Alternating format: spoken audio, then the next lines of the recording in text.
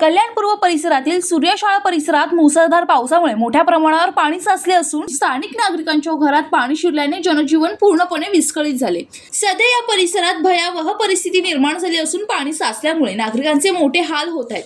खाण्यापिण्याची सोय नसल्याने नागरिक हतबल झाले आहेत। दरम्यान प्रशासकीय पातळीवर कोणतीही दखल घेतली गेली नसल्याचा आरोप स्थानिकांनी केला आहे।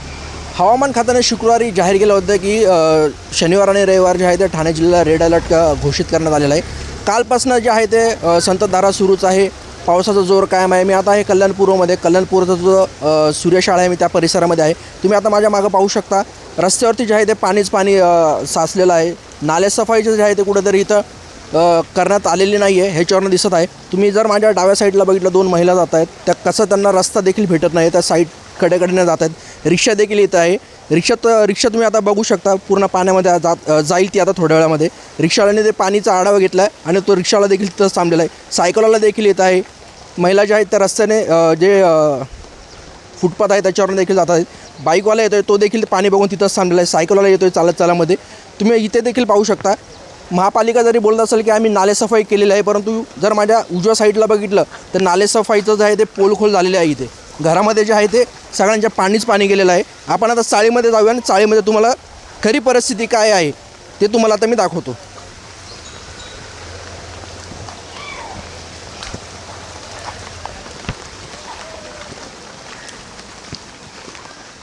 सायकलवाला देखील आलेला आहे। सायकलवाल्याच्या जे आहे गुडघ्याच्या खाली थोडंसं पाणी आहे, परंतु काही पावसाने जर जोर पकडला, हा परिसर पूर्ण जे आहे ते पाण्यामध्ये म्हणजे प्रत्येकाच्या घरामध्ये पाणी जाईल। हे बाबा बघा, हे उभे आहेत तिथे। आम्ही ज्यावेळेस इकडनं वार्तांकन करत असताना त्यांनी आम्हाला आवाज दिला आणि त्यांनी सांगितलं की तुम्ही आमच्या घरामध्ये देखील पाणी बघा। ज्यावेळेस आम्ही घरामध्ये गेलो, अर्ध्याच्या वर घरामध्ये पाणी होतं। थोडा पाऊस कमी झाल्यामुळे ते पाणी त्यांनी काढलेलं आहे। आपण त्यांच्या घरामध्ये देखील जाऊया। घरामध्ये पावसाचं पाणी गेले म्हणून सगळे बाहेर येऊन बसलेले आहेत। बघा, महापालिका बोलते की आम्ही नालेसफाई केली आहे। बघा, तुमच्या डोळ्याने बघा, हे बघा किती पाणी होतं सकाळी।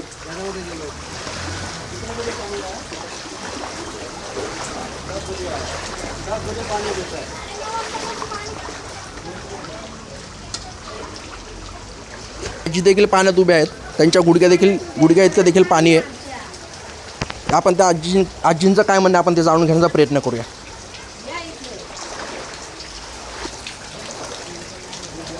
फ्लॅश। आजी, काय नाव आहे तुमचं?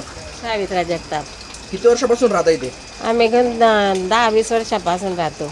नाले सफाई महापालिका बोलते नाले आम्ही साफ केलेत, गाळ काढलाय का खरं? गाळ काढलेला नाहीये, नाले सफाईवाले आलेलेच नाहीये इकडं आमच्याकडे। या घरांमध्ये पाणी बघा ना तुम्ही, आता तरी थोडं कमी झालेलं आहे। सकाळपासून पाणी आहे घरामध्ये बघा। जो आपल्या घराचा उंबरडा असतो त्या उंबरड्यावरनं पाणी गेलेलं आहे घरामध्ये। बकेट ठेवलं आहे, बकेट अर्धी बुडालेली आहे। घरामध्ये जे आहे राहायला देखील जागा नाही आहे, बेड भिजलेला आहे। सगळं सामान जे आहे ते पाण्यावरती तरंगताना आपल्याला दिसत आहे। त्यांचं अजून काय म्हणणं आपण त्यांना विचारून घेऊया। मावशी, कधीपासून किती वाजल्यापासून पाणी येते? हे सकाळी 8 वाजेपासून पाणी आहे आमच्या घरांमध्ये।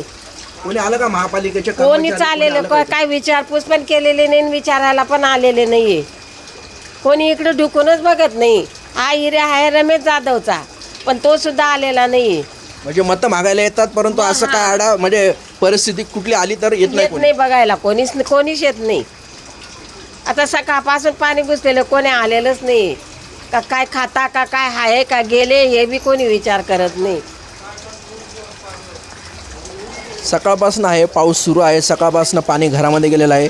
लोकप्रतिनिधी जे आहेत त्यांच्यावरती इथं राग नागरिक काढत आहेत, मतं मागायला येतात, परंतु अशी काही परिस्थिती आली तर कोणी आम्हाला विचारला देखील येत नाही, ढुंकून देखील बघायला कोणी येत नाही। सकाळपासून आम्ही उपाशी आहेत, परंतु कोणी आलेलं नाही आहे। महापालिकेचे अधिकारी आले नाही, लोकप्रतिनिधी कोणी आले नाही, समाजसेवक जे इलेक्शन पुरते येतात की आम्हाला निवडून द्या, मतं मागायला येतात, ते देखील इथं कोणी आले नाही आहे। एक तरुण आहे आपल्यासोबत, आपण त्याला देखील विचारून घ्या। काय नाव आहे तुमचं? दादा आकाश विश्वकर्मा। कब कितने साल से यहाँ पे रहते हो? है तो हो गया 2 साल तक है, पर पानी अभी परसों ही भरा था। जब भी बारिश आएगा तुरंत घर में पानी भरता है। इधर जो ना गटर पानी जाता ही नहीं, पानी भरता ही। बारिश होएगा थोड़ा आधा 1 घंटा तुरंत पानी भरता है। सुबह 8 बजे से बारिश हो रहा है, अभी तक घर में पानी भरा ही है। अभी तक निकला नहीं पानी। बच्चे वगैरह है कोई आपके बच्चे घर? छोटे बच्चे, अब क्या करें, किसी तरह मैं कहाँ पे रखा है उनको? उनको माले पे ऊपर रखा हूँ, क्या करें। आम्ही ज्यावेळेस या परिसरामध्ये आलो, आम्ही देखील आमची गाडी त्या पाण्यातून न्यायची की नाही हा आम्ही विचार करत होतो. एक तिथून बाबा चालले होते, त्यांनी आम्हाला बोलवलं, हाताला धरून त्यांनी आम्हाला बोलवलं आणि ते बोलले की रोडचं सोडा, परंतु आम्ही जिथे राहतोय तिथला परिस्थितीचा तुम्ही आढावा घ्या. आणि ते आपल्यासोबत इथं उपस्थित आहेत. क्या कहना चाहोगे, कब से आप, कितने साल से आप यहाँ पे रह रहे हो, और ये नाली सफाई जो महापालिका बात कर रही है, नाली सफाई हमने की है, वो नाली सफाई हुई है क्या सच में? वो लोग साफ़ किए हैं, साफ़ करके गए हैं, लेकिन फिर पानी बह रहा था, अब क्या कर सकते हैं। और मेरे घर का पूरा सब सामान यानी कि नुकसान हो गया, शोकेस गया, फ्रिज गया, मेरे पलंग के अंदर का सब सामान गया है। और पानी ऐसा 4-5 साल से मैं देख रहा हूँ कि ऐसे हमेशा ही भरता रहता है, और क्या बोल सकते हैं।